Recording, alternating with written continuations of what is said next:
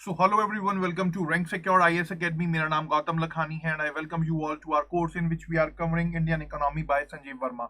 So guys, आज के session की यहाँ पर अगर हम बात करें तो आज हम डिस्कस करेंगे बेसिकली किसके बारे में, फूड सिक्योरिटी के बारे में समझेंगे कि भाई इंडिया के अंदर फूड सिक्योरिटी को लेकर के क्या क्या प्रॉब्लम्स हैं, क्या क्या चैलेंजेस हैं और सरकार क्या क्या काम कर रही है और किस तरीके से जो फूड सिक्योरिटी की प्रॉब्लम है इंडिया के अंदर हम उसको सॉल्व कर सकते हैं. तो ये सब चीजें हम बेसिकली आज के सेशन में यहाँ पर डिस्कस करने जा रहे हैं. तो चलिए शुरुआत करते हैं हमारे आज के सेशन की. उससे पहले यहाँ पर आप लोगों के लिए एक इंपॉर्टेंट इन्फॉर्मेशन यहाँ पर यह है कि अनअकैडमी लेकर के आया है कुछ नए बैचेस 2021, 2022 और 2023 वाले एस्पिरेंट्स के लिए, जो कि 1 फरवरी से शुरू होने जा रहे हैं. इन बैचेस की यहाँ पर अगर हम बात करें तो बेसिकली ये आपकी कंप्लीट जीएस प्रिपरेशन के अंदर आपको हेल्प आउट करेंगे. 1 फरवरी से जो बैचेस शुरू हो रहे हैं वो हो रहे हैं 2022 वाले एस्पिरेंट्स के लिए, जिसमें आपका प्री कम मेंस दोनों का सिलेबस कवरेज कराया जाएगा. स्टडी मटेरियल आपको मिलेगा हमारे टॉप एजुकेटर्स के द्वारा, लाइव क्लासेस आपकी ली जाएंगी, डेडिकेटेड डाउट क्लियरिंग सेशंस होंगे और इंटरव्यू तक की आपको प्रिपरेशन कराई जाएगी. कंप्लीट 1 ईयर का बैच कोर्स ये रहेगा, बायलैंग्वेज और इंग्लिश दोनों लैंग्वेजेस में आपको मिलेगा. इसके अलावा यहाँ पर 2 इयर्स का एक और जीएस बैच कोर्स अनअकैडमी लेकर के आया है 2023 वाले एस्पिरेंट्स के लिए. इसमें भी आपका प्री कम मींस दोनों का सिलेबस कवरेज कराया जाएगा और इंटरव्यू तक की आपकी प्रिपरेशन यहाँ पर कराई जाएगी. साथ में यहाँ पर कुछ एनसीईआरटी बैचेस भी अनअकैडमी लेकर के आया है जो कि प्रीलिम्स के लिए रहेंगे. इसमें आपका एनसीईआरटी का कंप्लीट सिलेबस कवरेज कराया जाएगा. साथ में यहाँ पर अगर हम बात करें तो 2021 वाले एस्पिरेंट्स के लिए कुछ एक्सपर्ट बैचेस भी अनअकैडमी लेकर के आया है, जिसमें मेंस के लिए आपको आंसर राइटिंग प्रैक्टिस कराई जाएगी जीएस पेपर्स की. साथ में यहाँ पर आपका मंथली कवरेज होगा इंपॉर्टेंट करंट अफेयर्स का. बाकी यहाँ पर कुछ वर्किंग ऑफिशियल्स के लिए भी अनअकैडमी लेकर के आया है वीकेंड बैचेस, जो कि 2021 के लिए रहेंगे. 6 फरवरी से ये शुरू हो रहे हैं. These batches are only for the working professionals, या जो लोग वीकेंड में बैचेस को अटेंड करना चाहते हैं. तो ये डिफरेंट बैचेस हैं जो कि आपकी कंप्लीट प्रिपरेशन में हेल्प आउट करेंगे. अलग अलग मंथली ड्यूरेशन के सब्सक्रिप्शन प्लान है. बात करें 24 मंथ्स यानी कि 2 ईयर के सब्सक्रिप्शन प्लान की, तो उसके लिए आपको 72,000 रुपीज पे करने पड़ेंगे. और जब आप यूज करेंगे हमारा रेफरल कोड रैंक 10 तो यहाँ पर आपको 10% यानी कि 7200 का डिस्काउंट मिल जाएगा और अल्टीमेटली आपको जो अमाउंट पे करना पड़ेगा वो रहेगा 64,800 रुपीज. तो प्लीज जल्दी जाइए, जाकर अनअकैडमी प्लस को सब्सक्राइब करिए, यूज करिए हमारा referral code rank 10 for extra 10% discount. बाकी अगर आपकी कोई भी क्वेरी है तो आप हमें इस गिवन नंबर पर कॉल या व्हाट्सएप भी कर सकते हैं. तो चलिए शुरुआत करते हैं हमारे आज के सेशन की. देखते हैं फूड सिक्योरिटी के बारे में, इंडिया में क्या हालात हैं फूड सिक्योरिटी को लेकर के, क्या क्या चैलेंजेस हैं हमारे सामने और गवर्नमेंट क्या क्या काम कर रही है, what are the government initiatives for that. ये सब चीजों को हम यहाँ पर देखते हैं. देखिए सबसे पहले तो यहाँ पर हम समझने की कोशिश करेंगे कि फूड सिक्योरिटी का मतलब क्या होता है. व्हाट इज फूड सिक्योरिटी, पहले हमें यह समझना बहुत ज्यादा जरूरी है. अगर आप यहाँ पर समझने की कोशिश करें तो सिंपल शब्दों में यहाँ पर अगर हम बात करें तो फूड सिक्योरिटी का मतलब ये होता है कि डोमेस्टिकली अवेलेबिलिटी होनी चाहिए फूड ग्रेन्स की, यानी कि शॉर्टेज नहीं होनी चाहिए. ठीक है, ये एक बहुत इंपॉर्टेंट चीज यहाँ पर बेसिकली होती है अगर आप सिंपली इसको समझना चाहें. और साथ में अगर आप यहाँ पर देखें तो चाहे इंडिया हो या और जितनी भी स्टेट कंट्रीज हैं, कोई भी ऐसी कंट्री नहीं है जो ये चाहे कि भाई मैं फूड के लिए, खाने के लिए, फूड ग्रेन्स के लिए, एग्रीकल्चर कमोडिटीज के लिए किसी दूसरी कंट्री के ऊपर डिपेंड रहूं. कोई भी ऐसा कंट्री यहाँ पर नहीं है ऑल ओवर द वर्ल्ड कि जो ये चीज चाहे. तो कहीं ना कहीं फूड सिक्योरिटी यहाँ पर एक इंपॉर्टेंट चीज हो जाती है फॉर एवरी कंट्री, चाहे वो डेवलप्ड हो, चाहे वो डेवलपिंग हो, या वो यहाँ पर बेसिकली अंडर डेवलप्ड हो. कोई भी चीज हो यहाँ पर हर कंट्री को क्या चाहिए, फूड सिक्योरिटी चाहिए ही चाहिए. और फूड सिक्योरिटी आएगी कैसे, जब उस कंट्री के अंदर एग्रीकल्चर प्रोड्यूस बेहतर हो, यानी कि वो अपनी पॉपुलेशन को प्रॉपरली खिला सके. तो इसी तरीके से यहाँ पर कहीं ना कहीं फूड सिक्योरिटी भी हमें देखने को मिलेगी. अगर वो यहाँ पर एग्रीकल्चर प्रोड्यूस बेहतर तरीके से नहीं कर पाता तो मैनेज करे इस हिसाब से चीजें कि स्टॉक वगैरह अपना मेंटेन करके चले पूरा, कि उसके देश में हंगर, भुखमरी की कंडीशन कभी भी ना आए. तो फूड सिक्योरिटी एक बहुत बड़ा आज की डेट में यहाँ पर सबसे बड़ा कहीं ना कहीं बात करें तो हमें देखने को मिलता है. अगर आप इंडिया की ही बात कर लीजिए तो सिंस इंडिपेंडेंस अगर आप हिसाब लगा करके देखें तो आज की डेट में हमारा जो नेशन है वो क्या है, सेल्फ सफिशिएंट है फूड ग्रेन्स को लेकर के. और ये किसकी वजह से हुआ है, हमारे फार्मर्स की वजह से हुआ है, जिन लोगों ने दिन रात मेहनत करके कहीं ना कहीं हमारे देश को फूड सिक्योरिटी के अंदर क्या करा, सेल्फ सफिशिएंट बनाया. और गवर्नमेंट का भी इसमें काफी इंपॉर्टेंट रोल यहाँ पर रहा है पूरे के पीछे. और अगर आप यहाँ पर देखें तो इंडिया ने एक बहुत बड़ा रास्ता फूड सिक्योरिटी के लिए यहाँ पर तय करा है। इंडिया, अगर आप शुरुआत के दिनों की बात करें, इंडिपेंडेंस के दिनों की बात करें, तो we used to import food grains. America से हम जो है फूड ग्रेन्स इंपोर्ट कराते थे, बाकी आसपास की कंट्रीज से हम फूड ग्रेन इंपोर्ट कराते थे, खरीदते थे हम उनसे यहाँ पर। तो कहीं ना कहीं उस टाइम पर गेहूं चावल भी जो है वो इंपोर्टेड आइटम के अंदर आता था। बट आज की डेट की अगर हम बात करें तो हम एक्सपोर्ट करते हैं, सेल्फ सफिशिएंट है हम लोग। और ये किस वजह से हुआ कि जैसे जैसे हमारा डोमेस्टिक प्रोडक्शन बढ़ा, वैसे वैसे हमारी सेल्फ सफिशिएंसी भी बढ़ी। तो इंडिया ने एक बहुत लंबा रास्ता यहां पर तय करा है, अगर आप समझने की कोशिश करें तो। From being an importer to being an exporter we travelled a long way. बहुत लंबा रास्ता हमने यहां पर कहीं ना कहीं तय करा है। और साथ में यहां पर अगर आप बात करें फूड सिक्योरिटी की, कि भाई United Nations on world food security, food security को किस तरीके से डिफाइन करते हैं, अगर आप उसकी बात करें तो थोड़ा सा यहां पर समझिए। United Nations committee on world food security कहती है कि that all the people at all the times have physical, social and economic access to sufficient, safe and nutritious food. यानी कि फूड सिक्योरिटी का मतलब यह है कि आपकी कंट्री में जितने भी लोग हैं और हर समय उन लोगों के पास न्यूट्रिशियस फूड को लेकर के एक्सेसिबिलिटी होनी चाहिए, तभी जो है वो फूड सिक्योरिटी यहां पर माना जाएगा। ठीक है, तो ये चीज यहां पर basically United Nations committee on world food security बोलती है। अब देखिए फूड सिक्योरिटी जो है ना, उसके अंदर 3 इंपॉर्टेंट एलिमेंट्स आ जाते हैं यहां पर। क्या है वो 3 इंपॉर्टेंट एलिमेंट्स, थोड़ा सा उनके बारे में बात करेंगे और देखेंगे कि भारत में फूड सिक्योरिटी को लेकर के क्या हालात हैं और गवर्नमेंट किस तरीके से काम कर रही है। ठीक है, तो 3 एलिमेंट्स फूड सिक्योरिटी के यहां पर हो जाते हैं, वो ये हैं। सबसे पहला तो फूड अवेलेबिलिटी। अगर फूड की अवेलेबिलिटी ही नहीं होगी तो फूड की सिक्योरिटी कहां से होगी। तो देखिए यहां पर फूड सिक्योरिटी के लिए सबसे ज्यादा जरूरी क्या है कि सफिशिएंट क्वांटिटीज के अंदर जो है कंसिस्टेंट बेसिस पर स्टॉक जो है यहां पर हम मेंटेन करके रखें, ताकि जो है हम उसको क्या कर सके, फूड सिक्योरिटी के तौर पर अपना हिसाब किताब लेकर के चल सके। तो सफिशिएंट क्वांटिटीज में फूड का होना बहुत ज्यादा जरूरी है, फूड ग्रेन्स का होना बहुत ज्यादा जरूरी है। चाहे वो हम कैसे भी करें, या तो हम उसको प्रोड्यूस करें अपनी कंट्री के अंदर, या फिर हम ट्रेड के थ्रू जो है यहाँ पर दूसरी कंट्री से मंगाएं। तो फूड की अवेलेबिलिटी होना बहुत ज्यादा जरूरी है फूड सिक्योरिटी के लिए। ठीक है, अब देखिए यहां पर अगर कहीं ना कहीं आप समझें, आप फूड सिक्योरिटी की तो बातें कर रहे हैं, बट आपके यहां पर सफिशिएंट क्वांटिटी में फूड ही नहीं है, तो अब तक काम कैसे चलेगा। तो फूड सिक्योरिटी में फूड अवेलेबिलिटी का होना बहुत ज्यादा यहां पर जरूरी है। चाहे तो आप उसको प्रोडक्शन बढ़ा करके करें जैसे इंडिया ने करा, या इंडिया जैसे पहले करता था, इंपोर्ट करता था, वैसे करें। इन दोनों रास्तों से हम क्या कर सकते हैं, फूड सिक्योरिटी यहां पर अपने यहां पर कर सकते हैं। सेकेंड इंपॉर्टेंट चीज हो जाती है फूड एक्सेस की। कहीं ना कहीं ये चीज समझना बहुत ज्यादा जरूरी है कि फूड की जो एक्सेसिबिलिटी है वो होना बहुत ज्यादा जरूरी है।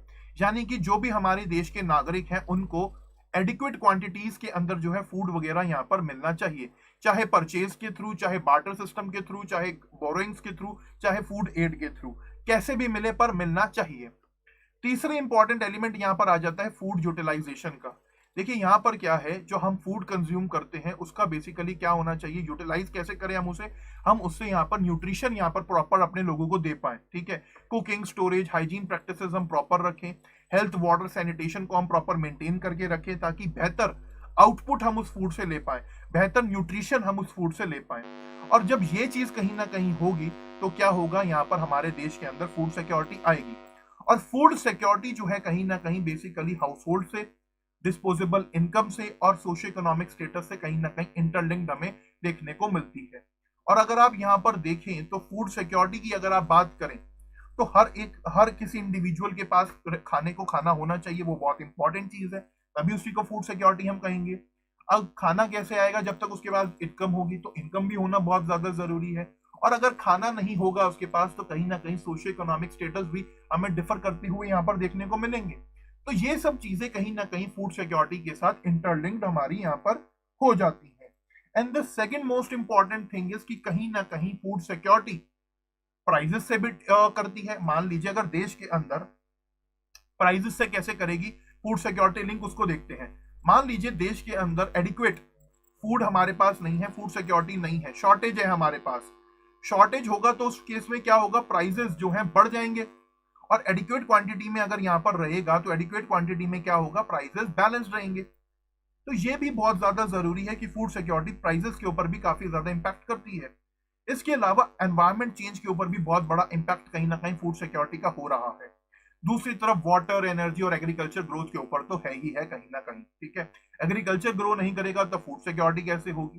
तो ये अगर एग्रीकल्चर ग्रो करना है तो एनर्जी चाहिए, वाटर चाहिए उसके लिए, और कहीं ना कहीं heavy dependence on the water and natural resources, land, कहीं ना कहीं इसके अंदर एनवायरमेंट के अंदर भी डिफरेंट डिफरेंट चेंजेस देखने को मिल रहे हैं। ग्लोबल वार्मिंग के अंदर भी हमें डिफरेंट डिफरेंट चेंजेस देखने को मिल रहे हैं। तो इसी तरीके से कहीं ना कहीं अगर आप समझने की कोशिश करें तो फूड सिक्योरिटी जो है हमारा इंटरलिंक्ड होता है हर किसी चीज से। ओके, तो ये था गाइस यहाँ पर कुछ फूड सिक्योरिटी के बारे में।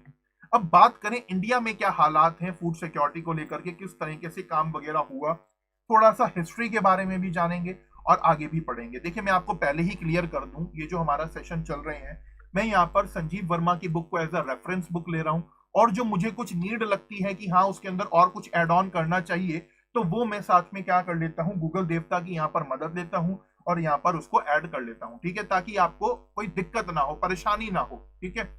तो यहाँ पर संजीव वर्मा की बुक का एज अ बेस बना करके और साथ में गूगल देवता की मदद से यहाँ पर मैं एक प्रॉपर तरीके से आपकी हर एक चीज को कवर करने की यहाँ पर कोशिश कर रहा हूं। ओके, तो चलिए बात करते हैं इंडिया के अंदर फूड सिक्योरिटी की क्या बात है, क्या हालात हैं। थोड़ा सा हिस्ट्री को भी समझेंगे और प्रेजेंट टाइम की भी बात करेंगे। अगर आप हिस्ट्री को समझने की कोशिश करें तो देखिए पोस्ट इंडिपेंडेंस एरा में, सॉरी प्री इंडिपेंडेंस एरा की अगर हम बात करें तो बंगाल का फेमाइन ना काफी ज्यादा फेमस है। आपको ध्यान होगा जब हम नेशनल स्ट्रगल पढ़ते हैं, नेशनल मूवमेंट पढ़ते हैं, फ्रीडम मूवमेंट पढ़ते हैं, तब हम बंगाल के अंदर जो 1943 के अंदर फमाइन आई थी उसके बारे में बात करते हैं, जब भुखमरी से तकरीबन 2 से लेकर के 3 मिलियन लोग यानी कि 20 लाख से लेकर के 30 लाख लोग जो है यहाँ पर परेशान हुए, तो उनके हालात बहुत ज्यादा खराब हो गए थे। Several people died because of that. तो कहीं ना कहीं हम ये चीज देखने को मिलती है हमें प्री इंडिपेंडेंस पीरियड के अंदर भी। पोस्ट इंडिपेंडेंस इंडिया की बात करें, इंडिया को जब इंडिपेंडेंस मिल गई तो देखिए उस टाइम पर शुरुआत के दिनों में क्या था, काफी सारे इकोनॉमिक चैलेंजेस थे हमारे देश के आगे, और इकोनॉमिक चैलेंजेस में हमें इंडस्ट्रियलाइजेशन भी करना था, एग्रीकल्चर को भी ध्यान में देख करके चलना था, और कहीं ना कहीं 1960s में हमें क्या देखने को मिला, 2 बड़े बड़े ड्रॉट्स भी हमें देखने को मिले। तो इन ड्रॉट्स की वजह से कहीं ना कहीं क्या हुआ, देश के अंदर जो फूड को लेकर के सिक्योरिटी थी उसके हालात थोड़े से खराब हो गए, जिस वजह से हमें क्या करना पड़ा, हमें जो है खाना, फूड ग्रेन्स जो है यूएसए से इंपोर्ट करने पड़े। तो pre independence India, post independence India में जब देश शुरू में आजाद हुआ ही था 1960s की यहाँ पर अगर हम बात करें तो हमारे यहाँ पर गेहूं चावल भी जो है कहीं ना कहीं यूएसए से आता था। उस टाइम पर फूड ग्रेन्स भी जो एक बेसिक नेसेसिटी है वो भी क्या इंपोर्टेड आइटम्स के अंदर कैलकुलेट होती थी। तो उस टाइम पर हमारी लीडरशिप को, हमारी सरकार को, हमारी गवर्नमेंट को समझ आया कि भाई फूड के बिना इंडिया के क्या हाल है। वल्नरेबिलिटी उस टाइम की हमें समझ आई कहीं ना कहीं कि भाई फूड सिक्योरिटी की जरूरत है हमें, और उसके लिए सरकार ने क्या करा, ग्रीन रेवोल्यूशन हमें देखने को मिली जो कि लेट 1960s में और अर्ली 1970s में हमें देखने को मिली। और इसी के साथ क्या हुआ कि यहाँ पर धीरे धीरे आज की डेट में हमारा फूड ग्रेन प्रोडक्शन इंप्रूव होता चला गया, and in our today's time present day की अगर हम बात करें तो हम सेल्फ सफिशिएंट हैं कहीं ना कहीं फूड ग्रेन्स के अंदर। और अभी आप लास्ट ईयर 2020 की बात करें तो 2020 में हमने देखा ही कि कैसे मैक्सिमम प्रोडक्शन इस बार का हुआ है। इस बार कितना ज्यादा प्रोडक्शन हुआ है ये हम सब ने देखा, और कहीं ना कहीं जो हमारी इकोनॉमी सरवाइव कर गई लॉकडाउन के टाइम पर। अब आप देखिए service sector, manufacturing sector, industrial sector, हर एक सेक्टर चौपट हो गया इस टाइम पर बिल्कुल। अगर हमारी कहीं ना कहीं सस्टेन कर पाई है तो वो किस वजह से कर पाई है, एग्रीकल्चर के बेसिस पर कर पाई है। जो इस बार एग्रीकल्चर का मैक्सिमम प्रोडक्शन हुआ हमारे यहाँ पर, उसी की वजह से कहीं ना कहीं हमारी इकोनॉमी सस्टेन कर पाई। अगर एग्रीकल्चर प्रोडक्शन भी इस बार पिट जाता तो कहीं ना कहीं हमारी इकोनॉमी, जो आपको -7.7% का ये कॉन्ट्रैक्शन देखने को मिल रहा है, ये 10 से 12% का हो सकता था कहीं ना कहीं। आप इस चीज को समझिए कि इस बार मैक्सिमम प्रोडक्शन, या कहें अगर आप बात करें, अगर आप ईश्वर में विश्वास रखते हैं तो कहीं ना कहीं ईश्वर ने, हमारे फार्मर्स ने, जो कि हमारे लिए देवता की तरह जिन्होंने काम करा, और उन्हीं के स्ट्रगल से, उन्हीं की हर एक चीज से हमारे यहाँ पर जो है बेसिकली क्या हुआ, इस बार मैक्सिमम प्रोडक्शन हमें देखने को मिला। तो ये भी कुछ समझने की चीजें हैं। यहाँ पर बेसिकली पॉलिटिकल डिबेट में ना पढ़कर आज की डेट में ना एक बहुत इंपॉर्टेंट चीज मैं कहीं ना कहीं सोशल मीडिया पर देख रहा हूं, हालांकि मैं यहाँ पर मेंशन नहीं करना चाहता था, बट स्टिल मैं यहाँ पर उस चीज को मेंशन करूंगा। देखिए क्या है कि कहीं ना मैं बहुत सारे आज की डेट में सोशल मीडिया अगर आप देखें, जैसे फार्मर्स का प्रोटेस्ट चल रहा है, तो उसमें कुछ लोग जो हैं जो फार्मर्स के अगेंस्ट हैं, what they are saying is, वो कह रहे हैं कि भाई मैं फार्मर को थैंक यू क्यों करूं, मैं फार्मर को थैंक यू नहीं करूंगा। क्यों? क्योंकि मैं तो जो खाना खरीद रहा हूं, फूड ग्रेन्स खरीद रहा हूं, उसके लिए पैसे दे रहा हूं बकायदा। ठीक है, तो मैं कहीं ना कहीं ये चीज कहूंगा कि देखिए, अगर आप उसके लिए पैसे दे रहे हैं तो अच्छी बात है, आप पैसे दे रहे हैं, फ्री में कुछ नहीं मिलता। दूसरी चीज क्या हो जाती है, हम आज की डेट में अपनी जो बॉर्डर सिक्योरिटी फोर्सेस है हमारी, बीएसएफ हो गया, आईटीबीपी हो गया, या हमारा जो पुलिस प्रशासन है, लॉ एंड ऑर्डर के लिए, सिक्योरिटी के लिए, हम उनको भी तो धन्यवाद बोलते हैं ना। ठीक है, अब ऐसे तो आप कहेंगे सैलरी उनको भी मिल रही है, हम आर्मी को भी धन्यवाद नहीं बोलते। ठीक है, तो भैया जो नारा है ना, जय जवान जय किसान का, वो आप रियलिटी के अंदर बहुत ज्यादा मैटर रखता है, ये समझने की नीड है। अब आप कहेंगे कल को कि मैं अपने पेरेंट्स को थैंक यू नहीं करूंगा कि उन्होंने मेरी अपब्रिंगिंग करी, ये तो उनका यहाँ पर क्या था, फर्ज था कि अगर उन्होंने मुझे यहाँ पर वो इस संसार के अंदर लाया तो मेरा पालन पोषण भी करें, मेरी अपब्रिंगिंग भी करें। तो भैया ये तो गलत चीज है ना। आप अपने पेरेंट्स को थैंक यू बोलते हैं ना, कि भाई आपके मदर फादर आप लोगों को क्या कर रहे हैं, आप लोगों को पाल रहे हैं, हमारी अपब्रिंगिंग कर रहे हैं, तो हम उनको भी थैंक यू बोलते हैं, नहीं बोलते? और ये सब कहना कि भाई नहीं हम फार्मर्स को थैंक यू क्यों बोले, हम तो पैसे दे रहे हैं फूड ग्रेन्स के लिए, फार्मर्स को सरकार से सब्सिडी मिल रही है, तो भैया टैक्स तो आप दे रहे हो, सब्सिडी तो सरकार फार्मर्स को मिल रही है, तो कहीं ना कहीं वो सब्सिडी भी देखो ना, जो कैपिटलिज्म को, कैपिटलिस्ट को, इंडस्ट्रियल सेक्टर को सरकार दे रही है, सब्सिडी तो हमें भी मिल रही है। अगर आप मार्केट से सिलेंडर खरीदने जाएं, गैस सिलेंडर, एक एलपीजी सिलेंडर, समवेयर अराउंड 1000 रुपए का वो पड़ता है। ठीक है, और सरकार जब उसके ऊपर सब्सिडी देती है तो वो 700 रुपए के आसपास का पड़ता है। तो मत लो ये सब्सिडी भी, छोड़ दो ये सब्सिडी भी मत लो, अगर इतना ही टैक्सेस और सब्सिडी का है। आज की डेट में ना देखिए क्या है, जो ये सूडो नेशनलिस्ट देखने को मिल रहे हैं ना, ये देश के लिए कहीं ना कहीं पैरासाइट का काम कर रहे हैं। They are just diverting the topics, they are just distracting from the main issues कहीं ना कहीं, और ये सब चीज बहुत ज्यादा गलत भी है। ठीक है, तो ये आपको थोड़ा सा समझने की जरूरत है। हम जो है कल को आने वाले समय में हम सब लोगों को कहीं ना कहीं देश को संभालना है। आप में से कुछ लोग आईपीएस ऑफिसर्स होंगे, आप में से ही कुछ लोग आईएएस ऑफिसर्स होंगे, और आप लोगों में से ही कुछ लोग विदेश के अंदर बैठ करके भारत का प्रतिनिधित्व कर रहे होंगे। तो हमें ये सब चीजें बहुत ज्यादा समझने की नीड है कि क्या जरूरी है देश के लिए, क्या देश के रियल मुद्दे हैं, उन रियल मुद्दों को समझना बहुत ज्यादा जरूरी है। देखिए पॉलिटिकल लॉबी का काम होता है भटकाना, बट जो रियल मुद्दे हैं उसको हमें समझना बहुत ज्यादा जरूरी है। और यूपीएससी के इंटरव्यू में यही सब चीजें देखी जाती हैं कि आप कितना ज्यादा अवेयर हैं चीजों के बारे में, क्या आप वन साइडेड सोच रहे हैं या आप दोनों तरफ से सोच रहे हैं। So if you want to be a great administrator, then you have to think from both the sides of the coin, tails और हेड्स दोनों की तरफ से आपको यहां पर सोचना पड़ेगा। तो ये एक चीज थोड़ा सा ध्यान में रखिएगा यहाँ पर। ठीक है, अब कुछ कमेंट्स देख लेते हैं फिर आगे चलेंगे।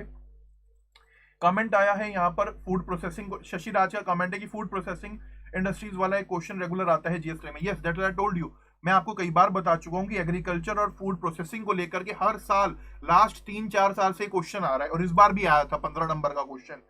स्वाति का यहाँ पर कमेंट है, in economic survey also mentioned agriculture has remained the silver leaning. Yes that's true. देखिए वही तो चीज है ना, अब ये सिल्वर लिनिंग कैसे बना एग्रीकल्चर, हमारे देश के अन्नदाता की वजह से। ठीक है, तो भाई उनको थैंक यू कहना तो हमारा फर्ज बनता है। अगर हम आज की डेट में घरों अपने अपने घर में चैन की नींद सो रहे हैं, किस वजह से सो रहे हैं कि भाई हमारी आर्म्ड फोर्सेस, हमारी सिक्योरिटी फोर्सेस बॉर्डर पर खड़ी हैं। ठीक है, तो कहीं ना कहीं यहाँ पर ये चीज भी समझना बहुत ज्यादा जरूरी है कि भाई कहीं ना कहीं फार्मर भी एक इंपॉर्टेंट रोल प्ले कर रहा है, अन्नदाता है वो हमारा कहीं ना कहीं। तो जिस फार्मर ने देश को आज की डेट में सेल्फ सफिशिएंसी पर लाकर खड़ा कर दिया, उसको धन्यवाद कहना बनता ही है। ठीक है, अब आगे चलते हैं। देखिए मैंने बताया कि ग्रीन रेवोल्यूशन से क्या हुआ, चीजें बेहतर होती गई, फूड ग्रेन प्रोडक्शन बढ़ता चला गया। बट कहीं ना कहीं क्रिटिक्स हर चीज के हमें देखने को मिलेंगे, अगर फायदे होते हैं तो नुकसान भी हर चीज के हमें देखने को मिलते हैं। जैसे कि क्या, अब देखिए ग्रीन रेवोल्यूशन का यहाँ पर कहना है, लोग क्रिटिसाइज करते हैं, कुछ का कहना है कि भाई देखिए ग्रीन रेवोल्यूशन सिर्फ 2 सीरियल क्रॉप्स के ऊपर ही यहाँ पर लिमिटेड रहा, व्हीट और राइस के ऊपर ही, यानी कि व्हीट और राइस के ऊपर ही कहीं ना कहीं ज्यादा फोकस करा गया। But the reason behind this is कि भाई व्हीट एंड राइस का प्रोक्योरमेंट भी तो उसी हिसाब से हुआ ना। सरकार ने भी प्रोक्योरमेंट के अंदर व्हीट और राइस के ऊपर ही ध्यान दिया, ठीक है। सरकार जो है बेसिकली स्टेपल फूड जो हमारा व्हीट राइस आ जाता है इसी के ऊपर ही कन्फाइंड रही। तो कहीं ना कहीं फिर ग्रीन रेवोल्यूशन भी वहीं हमें देखने को मिल रहा था। और अगर आप बात करें, कुछ लोग कहते हैं कि भाई इससे ज्यादातर फायदा जो है बड़े अमीर रिच फार्मर्स को यहाँ पर हुआ। तो मैं कहूंगा कि बिल्कुल ठीक बात है, रिच फार्मर्स को कहीं ना कहीं इसका फायदा हुआ। बिकॉज अगर आप इंडिया की बात करें तो देखिए इंडिया के अंदर 10% फार्मर्स ऐसे हैं जो कि क्या कर रहे हैं, जिनके पास बिग फार्मर्स हैं, बड़े फार्मर्स हैं। इंडिया के अंदर 30 से लेकर के 40% नहीं सॉरी 80% फार्मर्स जो हैं यहाँ पर 80 to 85% फार्मर्स ऐसे हैं जो कि मार्जिनल और स्मॉल फार्मर्स हैं। तो मार्जिनल और स्मॉल फार्मर के लिए देखिए क्या है, अगर वो बेचारे का प्रोड्यूस ही इतना कम है तो वो थोड़ा सा बेचने में बाकी सब प्रोसेस के अंदर उसे टाइम लगता है, खर्चा होता है, तो वो सोचता है कि मैं छोटे में ही निकाल दूं। तो कहीं ना कहीं प्रोक्योरमेंट का या कहीं ग्रीन रेवोल्यूशन का फायदा बड़े फार्मर्स को, जिनके पास ज्यादा लैंड थी, उनको ही कहीं ना कहीं हुआ।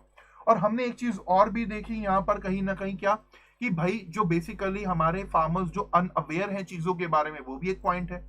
साथ में हमने एक चीज ये भी देखी कि कहीं ना कहीं जो ग्रीन रेवोल्यूशन है, जो व्हीट और राइस का ये हम प्रोडक्शन करते हैं, तो हमारी इकोलॉजी के ऊपर भी इसका काफी ज्यादा स्ट्रेस हमें देखने को मिला। कैसे, अब रिपोर्ट आ रही है कुछ कि भाई राइस का जो प्रोडक्शन होता है उसके लिए पानी बहुत चाहिए होता है। अब हमें क्या रिपोर्ट देखने को मिली कि भाई आज की डेट में अगर आप ग्राउंड वाटर डिप्लीशन की बात करें तो पंजाब हरियाणा में भी ग्राउंड डिप्लीशन जो है तकरीबन वाटर का 85% हो चुका है। आने वाले कुछ 10 साल के अंदर पानी की किल्लत हमें देखने को मिलेगी। Chennai is the real example behind in front of us. तो ये सब भी कहीं ना कहीं क्रिटिक्स हैं ग्रीन रेवोल्यूशन के। ओके, इसके अलावा यहाँ पर अगर हम बात करें तो आगे चल करके क्या हमें देखने को मिला, ग्रीन रेवोल्यूशन के बाद देश में व्हाइट रेवोल्यूशन हुआ, श्वेत क्रांति हमें देखने को मिली जिसे ऑपरेशन फ्लड बोला जाता है। और 1970s और 80s के टाइम पर ये हमें देखने को मिली, जिसमें क्या करा गया, मिल्क प्रोटीन को लेकर के, मिल्क प्रोडक्शन को बढ़ाने का काम करा गया, उसकी मार्केटिंग को और बेहतर करा गया। और यहाँ पर जो है largest producer of the milk आज की डेट में इंडिया देखने को मिलता है। अब कुछ लोग कहते हैं कि क्या खेती को, एग्रीकल्चर को हम मिल्क मार्केटिंग के हिसाब से नहीं रख सकते। तो भाई मैं एक चीज उनसे पूछना चाहूंगा कि क्या मिल्क सस्टेन हो सकता है, क्या आप मिल्क को लंबे समय तक रख सकते हैं, नहीं ना। तो मिल्क बिकता तेजी से इसलिए है क्योंकि एक तो मिल्क को, अगर आप मिल्क को 2 दिन में नहीं आप मिल्क को रख सकते। यहां तक कि अगर गर्मियों का टाइम पीरियड है तो दूध फट जाता है कितना जल्दी, आपने अपने घरों में भी एग्जांपल देखा होगा। वहीं एग्रीकल्चर थोड़ा सा डिफरेंट हो जाता है। तो थोड़ा सा यहाँ पर अपना जो आप एग्जाम्पल देते हैं कुछ लोग, वो अपना थोड़ा सा चीजों को अलग तरीके से सोचने की भी कोशिश करें, ठीक है।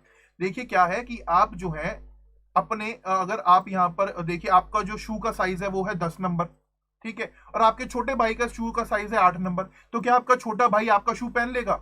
चलो उसने अगर पहन भी लिया, सॉक्स वगैरह घुसा करके, एडजस्टमेंट करके, क्या आप पहन लोगे? नहीं ना। तो थोड़ा सा चीजें डिफरेंट हो जाती हैं कहीं ना कहीं। और खैर फिर आज की डेट की बात करें तो हमारे यहाँ पर हाइब्रिड क्रॉप्स भी हमें देखने को मिल रही हैं। बीटी कॉटन एक बहुत बड़ा एग्जाम्पल है जो कि आज की डेट में कहीं काफी बड़ी तादाद में हमारा देश जो है एक्सपोर्ट कर रहा है। और इंडिया आज की डेट में कहीं ना कहीं सेकंड लार्जेस्ट एक्सपोर्टर है कॉटन का। तो ये कुछ फैक्ट्स हैं जो कि आपको ध्यान रखने चाहिए, चीजें आपको यहाँ पर कंसीडर करनी चाहिए कि सरकार ने क्या क्या, किस तरीके से इंडिया के अंदर आज की डेट में फूड सिक्योरिटी को लेकर के थोड़ी सी चीजें बेहतर हमें देखने को मिलती हैं। अब फूड सिक्योरिटी को लेकर के गवर्नमेंट का ने यहाँ पर जो टारगेट था वो था बफर स्टॉक मेंटेन करना। अब ये बफर स्टॉक क्या है इसके बारे में बात करते हैं। मीनवाइल आपके कुछ कमेंट्स देख लेते हैं, कोई भी डाउट है साथ साथ पूछते जाइए, डाउट नहीं है, समझ आ रही हैं चीजें तो वीडियो को लाइक करते जाइए ताकि मुझे भी अच्छा लगे। ओके, तो जितने भी लोग ऑनलाइन है मैं सबसे कहूंगा कि अगर वीडियो को लाइक नहीं करा है तो make sure to like the video. Swati का यहाँ पर कमेंट है, economics okay sir, are farmers population are able to valuate what is advantage and disadvantage for farmer and for our country economy is due to disinformation and lack of awareness and education. That's true. देखिए, following someone is a good thing, but एक B R Ambedkar ji का quote है, बाबा साहेब भीमराव अम्बेडकर जी बोलते थे कि भक्ति, अगर आप किसी की वर्शिप कर रहे हैं, ठीक है, और अगर आप स्पिरिचुअल वे में वो कर रहे हैं ना, यानी कि पूजा पाठ अगर आप कर रहे हैं, तो वो आपको लेकर के जाएगा कहां? डिवाइन रास्ते पर, ठीक है। आपका जीवन बेहतर कर देगा भक्ति, अगर आप किसी वर्शिप कर रहे हैं स्पिरिचुअल वे में। बट अगर आप पॉलिटिकल लीडरशिप में किसी की भक्ति करेंगे, वर्शिप करेंगे, तो वो देश को डिक्टेटरशिप की तरफ ले जाएगा और वो डेमोक्रेसी की हत्या होगी। ये बाबा राव भीमराव अंबेडकर जी का, बाबा साहेब का ये कोट है। आप चाहे तो इसको जाकर के गूगल भी कर सकते हैं। एक्सप्लेनेशन यही है, हालांकि वर्डिंग थोड़ी सी इधर उधर हो सकती है, बट उनका कहने का मतलब यही है। आप खुद जाइए, जाकर बी आर अम्बेडकर जी का ये कोट सर्च करना, आपको मिलेगा गूगल के ऊपर ये, ठीक है। तो भीमराव अंबेडकर जो हमारे पॉलिटिकल लीडर्स थे ना, जिन्होंने देश को आजाद कराया, कॉन्स्टिट्यूशन बनाया, देववरदा, मैं उनको कहूंगा कि वो लोग देवता थे। वो मतलब भगवान का कहीं ना कहीं, इंडिया के अंदर अगर हम बात करें तो वो भगवान के अवतार थे कहीं ना कहीं, ठीक है। चाहे हम भीमराव अंबेडकर जी की बात करें, चाहे महात्मा गांधी की हम बात करें, अगर महात्मा गांधी ना होते तो कहीं ना कहीं देश को 1947 में आजादी भी ना मिलती। और देखिए, चाहे आप कितने भी, अगर महात्मा गांधी का कोई रोल ना रहा होता ना, तो महात्मा गांधी को हर देश में, आप देखिए कनाडा से लेकर के अफ्रीका, हाँ कोई ऐसी और चाहे इंडोनेशिया देख लीजिए आप, या चाहे रशिया देख लीजिए, कोई ऐसी कंट्री नहीं है जहां पर आपको महात्मा गांधी, लोग पूछते नहीं है महात्मा गांधी को, महात्मा गांधी का स्टेचू आपको हर एक कंट्री के अंदर देखने को मिलेगा। यही महात्मा गांधी की खासियत थी, ठीक है। इसीलिए हम महात्मा गांधी को कहीं ना कहीं फादर ऑफ द नेशन कहा जाता है। और देखिए, अब की यहाँ पर कुछ पॉलिटिकल आइडियोलॉजीज अलग हो सकती हैं, बट द थिंग इज, आप इस चीज को नाकार नहीं सकते। कोई भी अभी ऐसा पॉलिटिकल आइडियोलॉजिस्ट सामने नहीं आया जिसने बताया कि अगर महात्मा गांधी ना होते तो कहीं ना कहीं यहाँ पर हमारा देश आजाद हो जाता इजिली उनके बिना। तो ये कोई नहीं कह चुका। अगर आप सुमित सरकार की बुक पढ़ेंगे, मैं बुक बताता हूँ, मॉडर्न इंडिया सुमित सरकार, अगर आप वो बुक भी पढ़ेंगे ना, तो उसके अंदर भी मेंशन्ड है सुमित सरकार कहीं ना कहीं महात्मा गांधी के क्रिटिक के तौर पर हमें देखने को मिले हैं। But at the and Sumit सरकार ने भी अपनी बुक में ये चीज लिखा कि भाई महात्मा गांधी ने का जो रोल रहा, मैं उसके बारे में बात नहीं करूंगा, बट कोई अब तक ये चीज साबित नहीं कर पाया है कि बिना गांधी की आजादी मिल जाती। तो ये एक इंपॉर्टेंट चीज है, कहीं ना कहीं आपको थोड़ा सा समझना चाहिए, सोशल इश्यूज को समझना चाहिए, देश के जो मेन मुद्दे हैं। अब मैं कुछ कमेंट्स देख रहा था, लोग कह रहे हैं कि इंडिया को, भारत को पूरे विश्व ने जाना ही पिछले 6 साल के अंदर, यानी कि before these 6 years, before 2014, no one knows कि इंडिया भी कोई कंट्री है। हमारे भाई, मतलब यू नीड टू यार, यू नीड टू अपग्रेड। क्या कि कौन से जमाने में तुम लोग रह रहे हो? तो थोड़ा सा ये चीज है, कहीं ना कहीं आपको समझने की नीड है, ठीक है।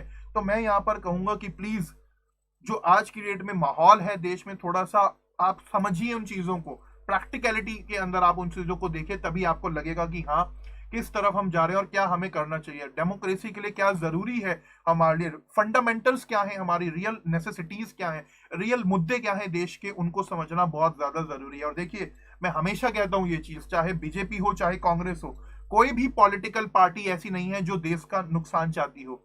यहां पर अगर आप समझने की कोशिश करें, कोई भी ऐसी पार्टी नहीं है कि जो देश का नुकसान चाहती हो कि भाई देश तरक्की ना करे। तो ये भी इंपॉर्टेंट चीज है। कुछ कमेंट्स देख लेते हैं। Due to disinformation, no sir, some fault done by our great leaders too. देखिए स्वाति, अगर ग्रेट लीडर्स ने कुछ गलतियां करी तो देखिए, इंसानों से गलती होती है। अब क्या ये आप मुझे बताइए, डिमोनेटाइजेशन गलती नहीं थी? बिल्कुल गलती थी। आज की डेट में डिमोनेटाइजेशन का इम्पैक्ट आप देख सकते हैं इकोनॉमी के ऊपर क्या है। तो कहीं ना कहीं गलतियां हर किसी से होती हैं। अनटचेबिलिटी इशू को लेकर के अगर आप बात करें, रिजर्वेशन को लेकर के अगर आप जो कह रही हैं, रिजर्वेशन जब लाया गया था उसका मुद्दा कुछ और था, बट उसके बाद हमारी लीडरशिप ने, पॉलिटिक्स ने इस देश की वो काम खराब कर दिया। और देखिए, रिजर्वेशन लाया किसके लिए गया था? ताकि सोसाइटीज का अपलिफ्टमेंट हो सके। बट आज की डेट में रियल फैक्ट ये है, मान लीजिए कोई शेड्यूल कास्ट, शेड्यूल ट्राइब से कोई इंडिविजुअल है, ठीक है, वो मान लो एक इस गांव से निकल करके गया है जो कि काफी ज्यादा बैकवर्ड है, और वो यहां से गया और आईएएस ऑफिसर बन गया। तो मेरे हिसाब से, जितना मैंने पढ़ा है, चीजों को एनालाइज करा है, 60 to 70% आर द पीपल जो यहां पर कभी वापस ही नहीं आते मुड़ करके, ठीक है। अब देखिए, रिजर्वेशन इसलिए लाया गया था कि अगर एक आईएएस ऑफिसर बन गया है तो अपने साथ वो अपनी सोसाइटी का अपलिफ्टमेंट करे। बट इंडिया के अंदर लोगों की आदत क्या है? काट करना। तो ये एक बहुत गलत चीज है कहीं ना कहीं। तो यहाँ पर लीडरशिप को पूरा दोष देना गलत है। हम कहीं ना कहीं इंडियंस भी रिस्पॉन्सिबल है। कोविड-19 का रियल एग्जाम्पल आप यहाँ पर इस टाइम पर देख लीजिए, वो एक सबसे बड़ा यहाँ पर हमें इशू देखने को मिलता है कहीं ना कहीं। तो ये सब चीजें भी कहीं ना कहीं आपको कंसिडर करनी चाहिए। ओके, ठीक है। यस, यहाँ पर अगर देखिए पूना पैक्ट की बात करें तो गांधी और अंबेडकर का वो इशू खैर अलग है, उसमें कम्युनल इशू आ जाते हैं, डिवीजन की बात आ जाती है, डिवाइड एंड रूल की बात आ जाती है, वो सब थोड़ा सा अलग हो जाते हैं। ओके, तो अब थोड़ा सा बैक टू द टॉपिक आते हैं। काफी ज्यादा बातें हो गई। ओके, कुछ लोगों ने तो वीडियो को डिसलाइक भी कर दिया, दो लोगों ने तो वो, चलिए भाई सॉरी अगर आपको कुछ गलत लगा, बट वो मेरा ओपिनियन है और मेरा ओपिनियन आप लोगों के साथ शेयर करना मेरा फर्ज भी है कहीं ना कहीं। तो चलिए बात करते हैं यहाँ पर दोबारा से बफर स्टॉक की। तो देखिए सरकार ने यहाँ पर अगर आप बात करें तो बफर स्टॉक जो है मेंटेन करा। अब बफर स्टॉक मेंटेन करने का काम क्यों करा गया, थोड़ा सा उसके बारे में बात करते हैं। जब गवर्नमेंट ने एनालाइज करा चीजों को, देखा कि भाई फूड सिक्योरिटी को लेकर के काफी सारी प्रॉब्लम्स आ रही हैं, तो जो फोर्थ 5 ईयर प्लान हमारा आया 1969 से लेकर के 74 का, उसमें बेसिकली सरकार ने यहाँ पर जो है बफर स्टॉक मेंटेन करने की बात करी, ठीक है। और 5 मिलियन टन का जो है यहाँ पर एक टारगेट लेकर के सरकार चली कि भाई फ्यूचर में कभी भी जो है फूड सिक्योरिटी को लेकर के दिक्कत ना हो, ठीक है, फूड ग्रेन्स को लेकर के दिक्कत ना हो। इसलिए गवर्नमेंट ने क्या करना शुरू करा, यहाँ पर बफर स्टॉक मेंटेन करना शुरू करा। बफर स्टॉक मेंटेन करने का मतलब क्या है कि सरकार ने फूड स्टॉक को जो है यहाँ पर मेंटेन करना शुरू करा ताकि फूड सिक्योरिटी को प्रमोट करा जा सके, कोई दिक्कत, खाने की दिक्कत कम से कम यहाँ पर इंडिया के अंदर ना हो। तो ये सब काम हमें होते हुए देखने को मिले। अब बात करें एफसीआई की, फूड कॉर्पोरेशन ऑफ इंडिया की, तो ये जो फूड ग्रेन्स को बफर स्टॉक को मेंटेन करने का काम देखा जाता है, तो इसके पीछे FCI food corporation of India जो है यहाँ पर नोडल एजेंसी है जो ये सब काम यहाँ पर करती है। और फूड कॉर्पोरेशन ऑफ इंडिया की यहाँ पर अगर हम बात करें तो देखिए फूड कॉर्पोरेशन ऑफ इंडिया का मेन काम क्या है, प्राइमरी रिस्पॉन्सिबिलिटी क्या है कि वो यहाँ पर फूड ग्रेन्स प्रोक्योर करे। और प्रोक्योर दो चीजों के लिए करे जाते हैं, इसके पीछे काफी सारे ऑब्जेक्टिव्स हैं, वो मैं अभी आपको आगे बताता हूं। एमएसपी पर जो मिनिमम सपोर्ट प्राइस है उसके ऊपर बेसिकली फूड प्रोक्योर यहाँ पर करा जा सके, और फिर उसको आगे जाकर के स्टेट गवर्नमेंट्स को सप्लाई करा जाए, ओपन मार्केट में उसे बेचा जाए प्राइस स्टेबिलिटी के लिए, एंड ऑल दैट थिंग यहाँ पर ये करा जाता है। अब इसके पीछे सरकार के ऑब्जेक्टिव क्या है, मंशाएं क्या है, वो समझना बहुत ज्यादा जरूरी है।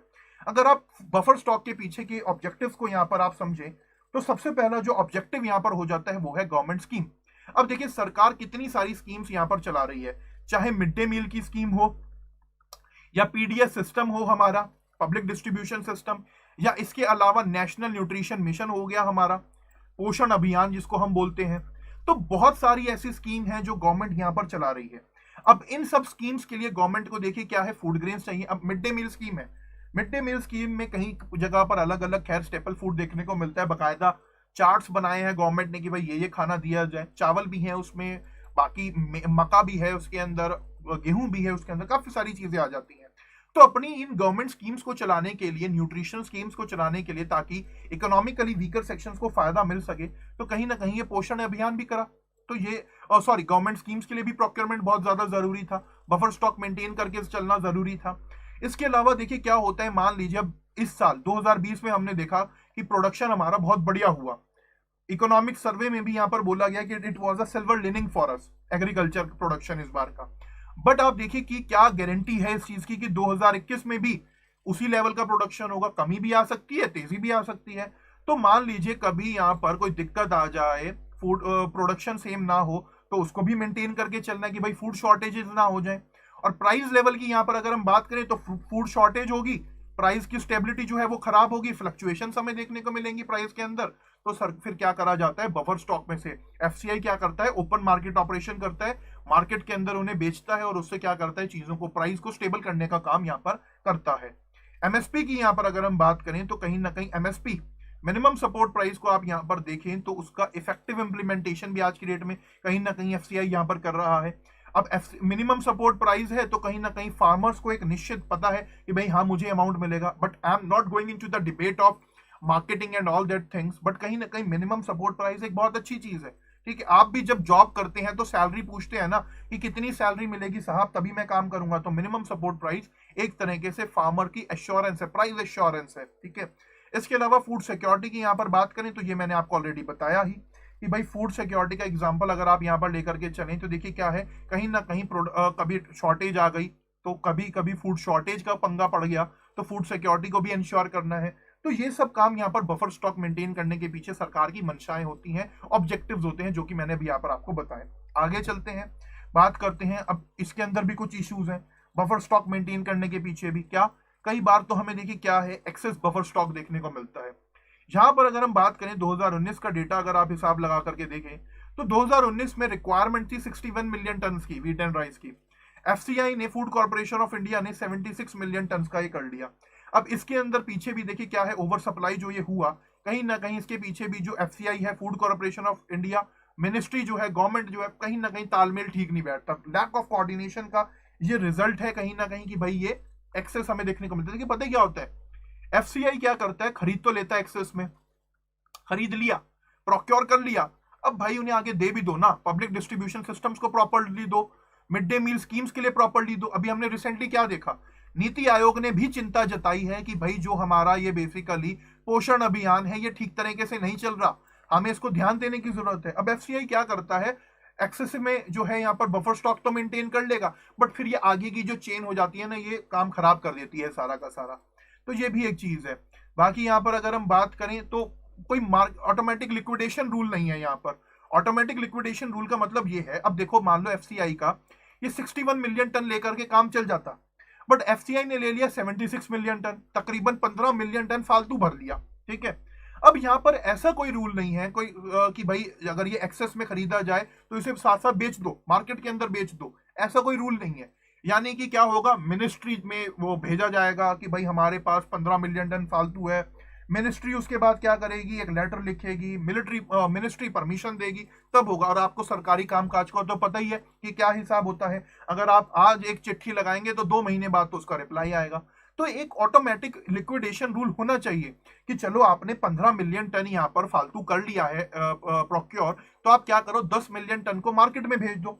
अब इससे दो काम होंगे, एक तो जो स्टोरेज के ऊपर प्रेशर है वो कम होगा, और दूसरा क्या होगा, मार्केट के अंदर जब जाएगा तो कहीं ना कहीं प्राइस स्टेबिलिटी भी बनेगी। तो ये सब करना चाहिए, ये सब नहीं होता, इफेक्टिवनेस नहीं है, एफिशिएंसी नहीं है, कहीं ना कहीं अगर आप बात करें तो सिस्टम का फेलियर है ये सीधा सीधा। मैं हमेशा एक चीज बोलता हूं, चाहे रूल कोई भी गवर्नमेंट बना रही हो, सरकार के कानून हमेशा अच्छे होते हैं, बट उनका जो रियल एडमिनिस्ट्रेशन होता है ना, वो एक बहुत इंपॉर्टेंट चीज है। और कहीं ना कहीं इंडिया के अंदर जो पॉलिसी फेलियर है वो किस वजह से होता है, जो ये चीजों का एडमिनिस्ट्रेशन खराब होता है, मिस एडमिनिस्ट्रेशन से ही चीजों का ये काम खराब हो जाता है, जो हमें आज की डेट में देखने को मिलता है। तो एडमिनिस्ट्रेशन का प्रॉपर होना बहुत ज्यादा जरूरी है, और अगर एडमिनिस्ट्रेशन प्रॉपरली नहीं होगा तो काम बनेगा नहीं, ठीक है। आप चाहे फिर कोई भी पॉलिसी लेकर के आ जाइए, नहीं बनेगा। अब जैसे एक एग्जांपल अपना ही ले लीजिए, अगर आप प्रॉपर टाइम मैनेजमेंट लेकर के नहीं चलेंगे तो आप कुछ भी नहीं कर पाएंगे। हम क्या करते हैं, शेड्यूल बनाते हैं ना, जब भी यूपीएससी की स्ट्रेटेजी डिस्कस करी जाती है, कोई भी आप टॉपर देख लीजिए, कोई भी कोचिंग इंस्टीट्यूट देख लीजिए, मैंने भी कितने सेशंस लिए हैं स्ट्रेटेजी के ऊपर, आई ऑलवेज फोकस कि आप लोग टाइम मैनेजमेंट अपना प्रॉपर लेकर के चलें। तो टाइम मैनेजमेंट, स्ट्रेटेजी होना, एफिशिएंसी आपकी बढ़ती है अगर आप एडमिनिस्ट्रेड वे में काम करेंगे तो। एक ये बहुत इंपॉर्टेंट चीज है। फिर उसके बाद क्या है, लैक ऑफ शॉर्टेज कहीं ना कहीं दिक्कत करती है, स्टोरेज सॉरी गोडाउन्स की शॉर्टेज है, जिस वजह से क्या होता है, रेन पड़ी, बारिश पड़ा, खराब हो गया खाना, पुअर क्वालिटी हमें देखने को मिलती है। फिर क्या होता है भाई, अब बारिश में पड़ा है, कहीं बिना ऐसे ही पड़ा है, तो कहीं ना कहीं क्या होता है, सड़ने लग जाता है खाना। अब देखिए फूड है, ठीक है, फूड ग्रेन्स है, कहीं ना कहीं इनके अंदर कीड़े लग जाते हैं, तो बहुत सारी ये भी चीजें हमें देखने को मिलती हैं। अब गवर्नमेंट के लिए कॉस्ट भी ज्यादा हो जाती है। अब देखिए क्या है, प्रोक्योरमेंट के अंदर सरकार को पैसा ज्यादा देना पड़ता है, ठीक है, और तकरीबन आप यहाँ पर मान करके चलें तो यहाँ पर फूड सब्सिडी बिल भी बहुत ज्यादा आ जाता है। सरकार इतनी बेनिफिट्स वगैरह कर रही है, तो ये भी एक दिक्कत आ जाती है, कहीं ना कहीं गवर्नमेंट के लिए काफी महंगा पड़ता है। तो गवर्नमेंट को चीजों को एफिशिएंटली अगर एडमिनिस्टर करे, मान लो गवर्नमेंट के पास फालतू पड़ा है, बेच दो, मार्केट में बेच दो भाई, तो हमारे को कुछ पैसा ही तो आएगा ना उससे। पर नहीं, गवर्नमेंट नहीं करती, मिस एडमिनिस्ट्रेशन है, चीजों को लेकर के चीजें खराब हो रही हैं, बेहतर तरीके से एडमिनिस्ट्रेट नहीं करा जा रहा, सरकारी कामकाज में वो बाबू सिस्टम है, धीरे चलता है काम। तो वही चीज है। अब गवर्नमेंट प्राइवेटाइज करने की बात करिए, अच्छी चीज है, करो प्राइवेटाइज, बट कहीं ना कहीं थोड़ी सी अपनी अकाउंटेबिलिटी तो तय करो। जो लोग ये बैठे हैं बैंक्स के अंदर हो गए और गवर्नमेंट ऑफिस के अंदर हो गए, इनकी अकाउंटेबिलिटी तय करना बहुत ज्यादा जरूरी है। बिकॉज अगर आज की डेट में इंडिया के अंदर जो इतना बुरा हाल है, कहीं ना कहीं वो लैक ऑफ अकाउंटेबिलिटी ही है, कि किसी की अकाउंटेबिलिटी तय है नहीं, तो काम खराब हो गया भाई। जो स्टोरेज हाउस का या कहें जो एफसीआई का उस पर्टिकुलर गोडाउन का मैनेजर है, उसके ऊपर लाइबिलिटी डाल दो कि अगर एक भी बोरी गेहूं की खराब हुई तो पैसे तेरे से लिए जाएंगे। वो अपने आप काम करेगा, चीजों को बेहतर करेगा, बेचने का जुगाड़ करेगा, बाकी सब काम करेगा। तो ये भी समझना चाहिए। साथ में कहीं ना कहीं प्राइवेट ट्रेड का भी मार्जिनलाइजेशन हमें देखने को मिलता है इसके अंदर, जो कि हम काफी बार डिस्कस कर चुके हैं। तो ये सब कहीं ना कहीं चैलेंजेस हैं, इश्यूज हैं हमारे सामने। और आप इकोनॉमिक बर्डन की बात करें तो देखिए सरकार क्या है, प्रोक्योर करती है 23 रुपए किलो के हिसाब से गेहूं, और नेशनल फूड सिक्योरिटी एक्ट के हिसाब से 2 रुपए किलो के हिसाब से बेचती है। पब्लिक डिस्ट्रीब्यूशन सिस्टम है, चलो ये तो ठीक है, सरकार मैनेज कर सकती है चीजें, कोई बड़ी बात नहीं है, बट स्टिल कहीं ना कहीं सरकार क्या करती है, फिर एफसीआई को पैसा देने में डिले करती है। तो बहुत पंगे हैं इन सब चीजों के अंदर ना। अब देखिए जो हमारे बड़े बड़े इकोनॉमिस्ट हैं, नोबल लॉरियट्स हैं, वो क्या बात कहते हैं, अमर्त्य सेन जी की अगर हम बात करें तो जो कि एक काफी बेहतरीन इकोनॉमिस्ट है, तो उनका कहना है कि इंडिया के अंदर जो गरीब की डेथ होती है वो फूड के लैक ऑफ फूड की वजह से नहीं हो रही। देश के अंदर हमारे फूड की कमी नहीं है, but it is lack of entitlement to the food. तो ये एंटाइटलमेंट को प्रॉपरली करना चीजों को वो बहुत ज्यादा जरूरी है। और साथ में कहीं ना कहीं बेसिकली जो बफर स्टॉक को लेकर के स्टोरेज है उसको भी बेहतर करने की हमें नीड है। और फूड सिक्योरिटी का जो इंटीग्रल पार्ट है वो हमारा बफर स्टॉक ही है, तो ये सब चीजें हमें मेंटेन करने की जरूरत है। इसी तरीके से शांता कुमार और अशोक दलवाई कमेटी की हम बात करें तो यहाँ पर इन्होंने कुछ FCI food corporation of India को रिफॉर्म्स की बात कही। इन्हें कहा कि भाई थोड़े से टेक्नोलॉजिकल अपग्रेडेशन करो, अपने यहाँ पर जो कोल्ड स्टोरेजेस है उन्हें और बेहतर करो, मेटल कंटेनर्स का इस्तेमाल करना शुरू करो ताकि उसके अंदर वेस्टेज ना हो, खराब ना हो। बट कुछ नहीं होता। ये कमेटीज बनती हैं, रिकमेंडेशन देती हैं, 50 रिकमेंडेशन दी हैं तो 10 लागू करी जाएंगी, वो भी प्रॉपरली लागू नहीं होंगी तो फायदा नहीं पहुंच पाता। तो ये सब चैलेंजेस कहीं ना कहीं हमें देखने को मिलते हैं हमारे आगे। ठीक है, अब बात करें सरकार की कि सरकार क्या क्या इनिशिएटिव ले रही है फूड सिक्योरिटी को लेकर के, उसकी भी बात कर लेते हैं। कुछ कमेंट्स देख लेते हैं। स्वाति का यहाँ पर कमेंट है, MSP assurance is very important. Yes that's true, MSP assurance बहुत ज्यादा जरूरी है फार्मर्स के इनकम सिक्योरिटी के लिए, उनकी सोशल सिक्योरिटी के लिए। सुमित का यहाँ पर क्वेश्चन है, states ultimately PDS job is a central sector scheme. Yes that's true, agreed. Okay, if state UT does not want the administrative burden of providing greens in the PD shop, that they may do direct benefit transfer. Sumit, कल ना हमने इसी के बारे में बात करी थी, डायरेक्ट बेनिफिट ट्रांसफर के बारे में ही कल हमने बात करी थी। देखिए, कुछ लोग कहते हैं कि सरकार का ये काम नहीं है, बट अगर आप समझे ना कहीं तो डायरेक्ट बेनिफिट ट्रांसफर में भी सरकार को इकोनॉमिक बर्डन काफी ज्यादा पड़ जाएगा। तो इसलिए यहाँ पर कहीं ना कहीं जरूरत क्या है, चीजों को एफिशिएंटली करने की। पब्लिक डिस्ट्रीब्यूशन सिस्टम बहुत बेहतरीन चीज है। और इंडिया, मैं आपको लिटरली एक चीज बता रहा हूं, अगर आपने कोविड-19 के टाइम पर न्यूज पढ़ी होंगी, इंटरनेशनल न्यूज आप पढ़ते हो, बीबीसी वगैरह आप फॉलो करते हो, तो there are several countries all over across the world जहां पर भुखमरी आ गई, लोग सड़कों पर आ गए उतर करके। ब्राजील में भी हमने इस तरह के कुछ इंसिडेंट्स देखे। और बाकी अगर आप बात करें कुछ अफ्रीकन कंट्रीज में तो खैर बुरा हाल है भुखमरी को लेकर के। तो यहां पर अगर आप एक चीज समझने की जरूरत है आपको, क्या कि यहाँ पर इंडिया के अंदर जो ये पब्लिक डिस्ट्रीब्यूशन सिस्टम था, इसी वजह से हमारा जो ये हमने लॉकडाउन करा इतना लंबा 5-6 महीनों का, वो सस्टेन कर गया। और अगर हमारा ये लॉकडाउन में पब्लिक डिस्ट्रीब्यूशन सिस्टम के थ्रू लोगों को फ्री में राशन ना पहुंचता ना, तो ऑल ओवर द कंट्री भुखमरी फैल जाती और सरकार के ऊपर फिस्कल इतना ज्यादा बर्डन पड़ता कि आप इमेजिन भी नहीं कर सकते उस चीज को। तो इंडिया के अंदर कहीं ना कहीं जो चीजें स्टेबल रही वो इस पब्लिक डिस्ट्रीब्यूशन सिस्टम की वजह से ही रही। और जो गवर्नमेंट ने फ्री में ये राशन बांटा उसने बहुत बेहतरीन काम किया। और हम सबको सरकार की इस चीज में प्रशंसा करनी चाहिए, सरकार की तारीफ करनी चाहिए कि लॉकडाउन के टाइम पर जिस हिसाब से चीजों को मैनेज करा गया पब्लिक डिस्ट्रीब्यूशन सिस्टम के थ्रू, लोगों तक खाना पहुंचा, तो हमारे देश में भुखमरी नहीं फैली। हालांकि न्यूट्रिशनल कुछ दिक्कतें आई हैं, बट स्टिल भुखमरी नहीं फैली, लोग सड़कों पे उतर करके नहीं आए। तो वो एक बहुत इंपॉर्टेंट चीज है। आप एक खुद चीज सोचिए कि भाई 6-7 महीने काम ही नहीं है, क्या खाएंगे, क्या कमाएंगे। देखिए, प्रिविलेज लोगों की बात अलग है। इंडिया में आप कभी भी जब भारत की बात करें, इंडिया की बात करें, तो प्रिविलेज लोगों को ना गिने उसमें। आप बात करें पुअर सेक्टर की, जो गरीब लोग हैं कहीं ना कहीं हमारा, ठीक है, वो रियल भारत तो वही है। आप जाइए कभी जरा ट्रेन में जाकर के ट्रेवल करिए, ट्रेन में आप देखेंगे कि अगर थर्ड एसी कोच के अंदर बैठने वाले लोग 140 हैं, तो वहीं जनरल डिब्बों के अंदर बैठने वाले लोग आपको 1000 मिलेंगे। तो रियल इंडिया जो है हमारा वही जनरल कोचेस के अंदर ही रहता है। तो उन्हीं को यहाँ पर जरूरत है। आप देखिए, दिहाड़ी मजदूर है, रोज खाना रोज कमाना होता है। 300 रुपए की अगला लेबर लेकर के आया और उस 300 रुपए में से क्या करेगा, आते हुए 50 रुपए का राशन लेकर के आएगा कहीं ना कहीं अपने लिए।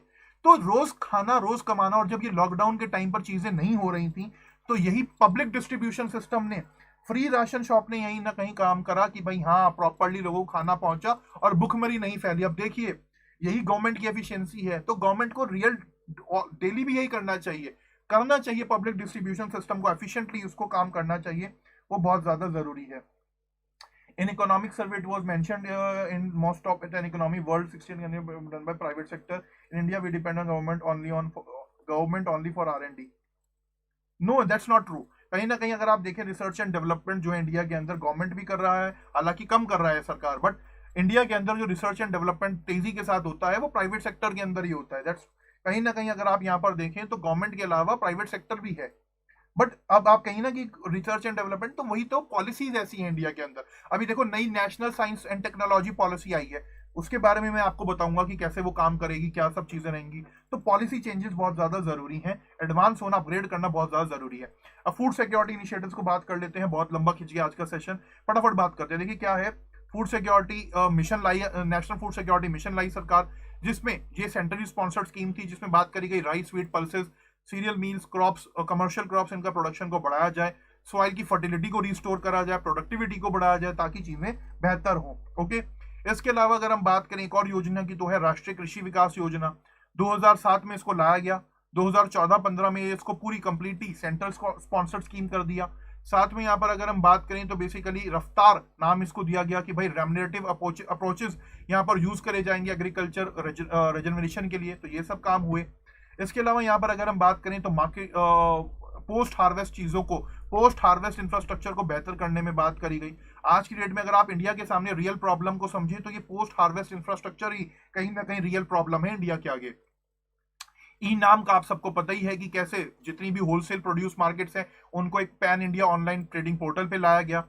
इसके अलावा यहाँ पर अगर हम बात करें नेशनल फूड सिक्योरिटी एक्ट की, 2013 में सरकार ये लेकर के आई, जिसमें तकरीबन रूरल एरियाज के अंदर 75% पॉपुलेशन को टारगेट करा जा रहा है, अर्बन एरियाज के अंदर 50% पॉपुलेशन को टारगेट करा जा रहा है, उन्हें सब्सिडाइज रेट पे क्रॉप फूड ग्रेन्स दिए जा रहे हैं। तो कहीं ना कहीं अगर आप इनको ही समझने की कोशिश करें ना, तो नेशनल फूड सिक्योरिटी एक्ट के हिसाब से अगर आप यहाँ पर देखें तो approximately 70 to 80% of are population या इससे भी ज्यादा कहीं ना कहीं नेशनल फूड सिक्योरिटी एक्ट पर डिपेंड करती है, जो वो सरकार से सब्सिडाइज रेट में फूड ग्रेन्स ले लेती है, और कहीं ना कहीं गुजारा चल रहा है देश का। देखिए आशीर्वाद का 35 किलो 40 रुपए किलो आटा खाने वाले, मल्टीग्रेन आटा खाने वाले लोग तो बहुत कम है, समझिए आप ये चीज। जो लोग इंडिया के अंदर 70 से 80% हैं, वो क्या है, वो गेहूं, तभी आप देखते होंगे आटा चक्की दुकानें आपको देखने को मिलती हैं, गेहूं खरीदते हैं पब्लिक डिस्ट्रीब्यूशन सिस्टम से और उनको पिसवा करके फिर वो आटा खाते हैं। तो जो रियल भारत है वो आशीर्वाद आटा वाला नहीं है, रियल भारत है यही पीडीएस शॉप से जो एक कहीं ना कहीं ले रहा है। हालांकि हमें चीजों को डेवलप करने की बहुत ज्यादा नीड है, हमें डेवलपमेंट करना बहुत ज्यादा जरूरी है आज के लिए हमारे देश में, ठीक है। और कहीं ना कहीं देखिए अभी यहाँ पर एक कमेंट था कि प्राइवेटाइजेशन इज इंपॉर्टेंट, बिल्कुल जरूरी है, बट एक बैलेंस्ड वे में प्राइवेटाइजेशन जरूरी है कहीं ना कहीं, बिकॉज अगर आप समझने की कोशिश करें तो कहीं ना कहीं प्राइवेट सेक्टर का एक जो रियल गोल होता है वो क्या होता है, वो प्रॉफिट मेकिंग ही होता है, ये समझिए आप इस चीज को। और वहां पर जो गवर्नमेंट होती है उसका काम है वेलफेयर करना, तो यहाँ पर सोशल वेलफेयर के साथ प्रॉफिट मेकिंग दोनों चीज जब बैलेंस्ड वे पर, अब देखिए एक गाड़ी है, ठीक है, आप दो पहिया वाहन ही ले लीजिए, साइकिल ले लीजिए, आप दो पहिए हैं उसके, अगर एक पंचर हो जाएगा तो एक प्रॉपर्ली काम नहीं कर पाएगा, तो दोनों में बैलेंस्ड हवा का होना बहुत ज्यादा जरूरी है, ये एक चीज समझिए आप यहाँ पर। ओके, चलिए बात करते हैं यहाँ पर कुछ चैलेंजेस की जो हमारे सामने हैं फूड सिक्योरिटी को लेकर के। तो देखिए क्या है, कहीं ना कहीं हमें फूड बास्केट को भी एक्सपेंड करने की जरूरत है। आज की डेट में अगर आप स्टेपल फूड की बात करें तो व्हीट और राइस में ही आता है, हम कई बार ये देख भी चुके हैं, काफी सारे न्यूट्रिशन के लेके लोग भी बोलते हैं कि भाई हमें जो है मिलेट्स, पल्सेस, ऑयल, ये सब चीजें भी इंक्लूड करनी चाहिए फूड बास्केट के अंदर, तभी जो इशू है हंगर का वो खत्म होगा देश के अंदर। इसके अलावा जॉब क्रिएशन की भी बहुत ज्यादा जरूरी है, अगर लोगों के पास पैसा आएगा, जॉब क्रिएशन होंगी, तब काम होगा। अब जैसे कि आपको पता है एग्रीकल्चर सेक्टर पर हमारी काफी ज्यादा इकोनॉमी टिकी हुई है, तकरीबन 65%, तो हॉर्टिकल्चर सेक्टर को प्रायोरिटी देनी चाहिए, टेक्नोलॉजिकल और इकोनॉमिक पावरमेंट करने की जरूरत है, और यहाँ पर फूड प्रोसेसिंग इंडस्ट्रीज का लगाना बहुत ज्यादा जरूरी है। इंडिया में फूड प्रोसेसिंग सेक्टर को बढ़ाना बहुत ज्यादा जरूरी है, ये चीज अगर हो गई ना जिस दिन, तो काम बेहतर हो जाएगा। और देखिए अब अमूल का एग्जांपल ले लीजिए आप, डेयरी सेक्टर में उसने कैसे काम किया, या एक ना राइस बायो पार्क है म्यांमार के अंदर, उसका भी बारे में पढ़िएगा, काफी अच्छी स्टडी है वो, आपको वहां पर चीजें समझ आएंगी कि किस तरीके से उन्होंने ब्रांड में और बायोमास वगैरह करके यूटिलाइज वगैरह किया, थोड़ा सा उसको भी पढ़िएगा। साथ में लाइवलीहुड सिक्योरिटी, इनकम सिक्योरिटी की भी बहुत ज्यादा नीड है, Mahatma Gandhi national rural employment guarantee act जैसी योजनाओं की नीड है, ठीक है, ताकि रूरल एरियाज के अंदर चीजें और बेहतर हो सके। अब एक चीज बताइए, अभी मैंने आपको बताया था ना कि अर्बन एरियाज के लिए भी इस तरह की स्कीम की बात करी जा रही है कि भाई अर्बन एरियाज के अंदर भी आफ्टर कोविड-19 काफी ज्यादा जॉब लॉस हमें देखने को मिले, और ये सब चीजें हमें करने की नीड है, तो ये भी था यहाँ पर एक कुछ, ठीक है, अर्बन एरियाज के लिए भी बात अब करी जा रही है, तो ये कुछ चैलेंजेस भी हैं, इनको हमें सॉल्व करना है। तो आज के सेशन में इतना ही गाइस। आज के सेशन की अगर हम यहाँ पर बात करें तो बेसिकली फूड सिक्योरिटी के बारे में हमने डिस्कस करा, साथ में फूड सिक्योरिटी के साथ हमने बफर स्टॉक के बारे में बात करी, बफर स्टॉक के साथ हमने बफर स्टॉक के अलावा बेसिकली चैलेंजेस को समझा और बाकी सब चीजों को हमने देखा।